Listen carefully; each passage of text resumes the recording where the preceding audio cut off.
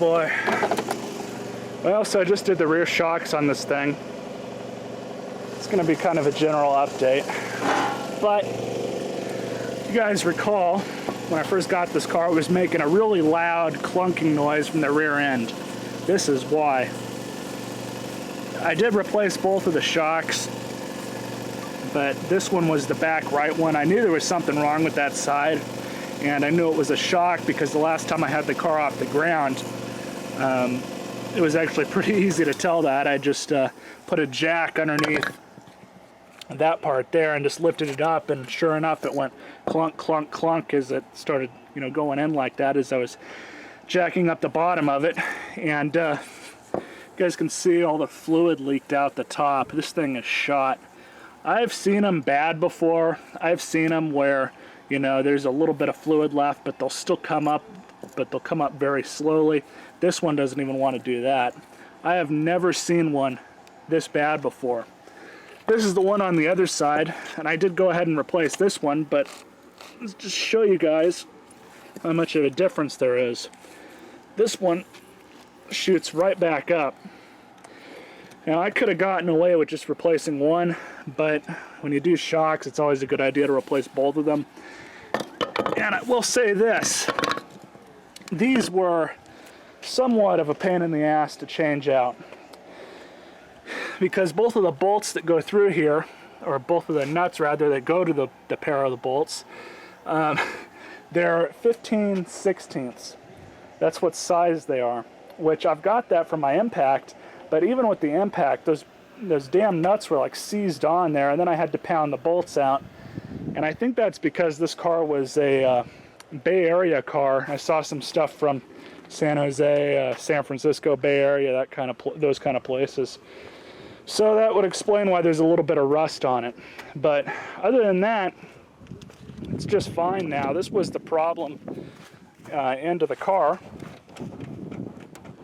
No more clunking. Car drives a lot better.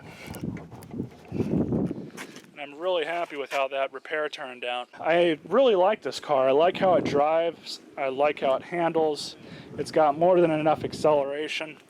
It gets about 18 in town, 17, 18, and then I haven't done a 100% highway test drive with it yet as far as the gas mileage is concerned, but it's supposed to get about 26, 27 on the highway. With that said, I also did the water pump. I didn't do a video on that because there's pretty much the same way that you do the water pump on a any other 3.1 that Chevy came out with. And there's 1.5 million videos about it, so I just didn't worry about doing it. And I replaced a bunch of vacuum lines on it too, so now my vents work and it's not just blowing out the defroster anymore. So all in all, this car has surprisingly come together really nicely. It did overheat a couple times.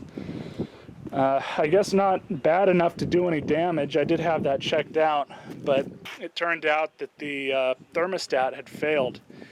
And I've never had one fail like that before, personally.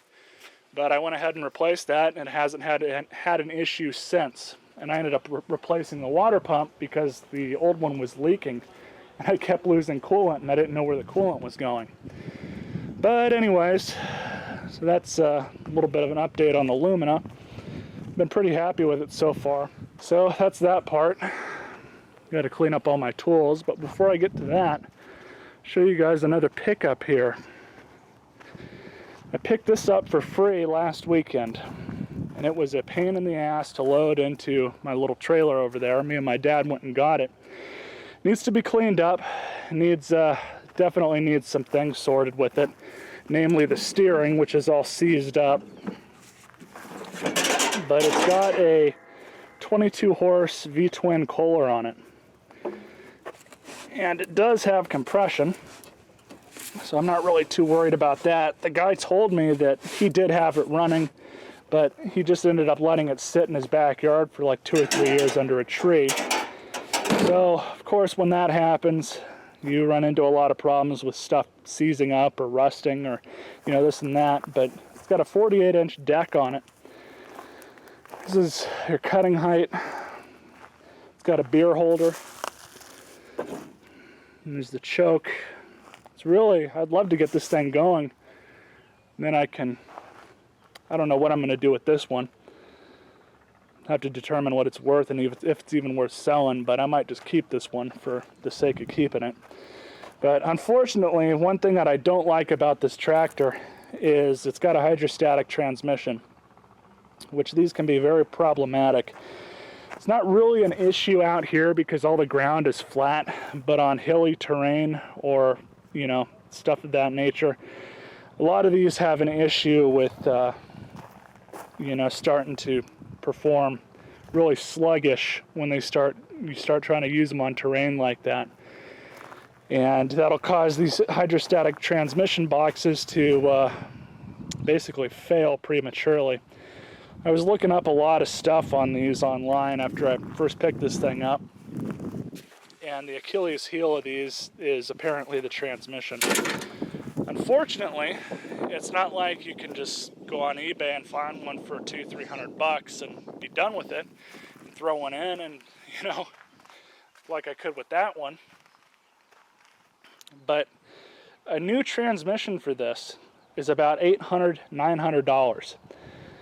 You can rebuild them. They're not all that hard to rebuild, and even the friggin' rebuild parts are expensive. It costs about $300, $400 just for the parts to rebuild them, at least from what I've seen. So I'm not too sure what the state of this thing is going to be just yet, but it is something that I'm going to mess with, and it's going to have a couple videos on it, hopefully. But this will be the, I guess, first time we'll introduce you guys to it. I know I need to pressure wash it off and do some cleaning with it. And the guy also gave me this little trailer that he custom made, and I hooked it up to my Craftsman.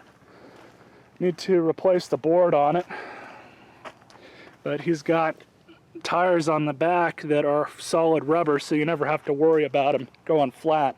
I've already used this thing a little bit to haul some stuff around, and I still need to reset the belt on this thing, but other than that, can't wait to get working on that thing. Still no grass to be spoken of. We had our first cloudy, overcast day yesterday, and it was just really nice out. It's like 75 degrees, nice and overcast, wasn't any sun out. I love it when it gets like that, but didn't get any rain, unfortunately. Don't know when that's going to happen. So I've just been kind of going through and cleaning up the shop, and you know, I wanted to get that done. That was the #1 priority to get done today. But I hopefully should start working on these 2 vacuums. I just have to replace the cords on them. I will do videos on those. And then this thing, I did spray some starting fluid into it and got it to kick over and run for a few seconds. So it probably just needs a carb cleaning and probably a carb kit. But I don't have that stuff on hand, and it's likely that I'm going to have to special order it. It also does need a new fuel line here at the bottom, because this one kind of cracked off. Very typical. So hopefully I'll get you guys a video on this as well, and then we'll see what we're going to do after that. This thing I still need to find some parts for. I don't know what I'm going to do with this thing just yet.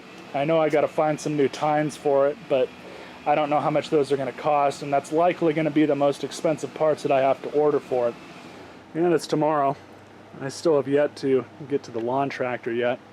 I had, I wanted to get the Lumina done, those main things done on Lumina before I went on to anything else. And I got a few of the other smaller things working, get the vacuums out of the way, and some other small things. I did go out trash picking this morning, and I found this. This is a rainbow vacuum. These are the canister equivalent to a Kirby, basically. These are very good vacuums. This one's a little older. I was not able to find any serial number on it, so I don't know if the sticker just came off or anything like that, but it works fine, surprisingly. It's definitely in pretty dirty condition, but it does work. I don't know why they threw it away. Maybe they just didn't feel like cleaning it up, but these things run pretty good amount of money. They're not cheap vacuums. And I also got this with it as well. Got a non-electrical cord, or a hose rather, and then the sweeper attachment with it. So I picked those up today. Let's see, picked up a couple more power cords, and let's see, I don't think I picked up really much of anything else.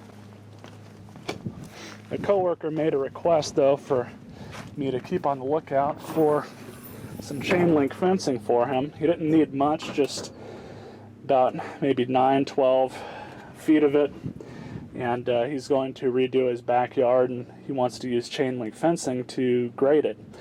And then I also picked him up a roll of this stuff, just in case he wanted to use this instead, or if this stuff worked out better for him. He's got an option between two different choices, so he can just use whatever works best. But he was glad that I picked this up for him. I'm supposed to bring it into him tomorrow on Monday. I'm going to go out trash picking again at least once more, maybe twice more today. I don't know if I'm going to find anything, but I'll let you guys know if I do. But if not, you all stay classy.